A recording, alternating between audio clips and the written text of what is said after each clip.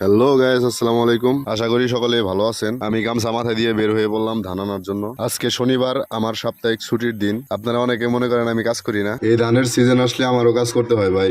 ধান কাটার সিজন আসলে গ্রামে যারা বসবাস করে তাদের সবারই কম বেশি কাজ করতে হয়। আজকে বাইরে প্রচুর রোদ উঠছে। সবার জন্য ছোট একটা ইনফরমেশন, সবাই পানি, স্যালাইন, শরবত বেশি বেশি খাবেন, নাহলে কিন্তু কালার চেঞ্জ হয়ে যাবে। আজকে রোদও আছে, বাতাসও আছে, তাই ধান কেটে ধান ক্ষেত থেকে ধান উড়িয়ে নিয়ে যাচ্ছে। গ্রাম মানে সুন্দর, গ্রামের ভিউ গুলো অনেক সুন্দর। এখানে আমার চাচাতো বোনরাও কাজ করতেছে। আমি, আমার ছোট ভাই এবং আমার আব্বু তিনজনে আসছি ধানের বস্তা নেওয়ার জন্য।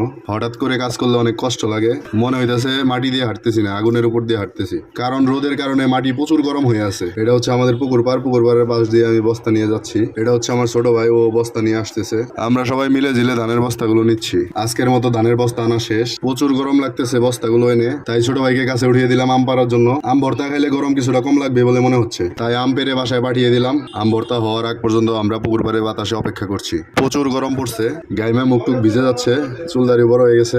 সময়ের কারণে কাটাতে পারছি না, বিকেলে যাবো চুল কাটানোর জন্য। ছোট বোন পানি নিয়ে যাচ্ছে সবাইকে খাওয়ানোর জন্য।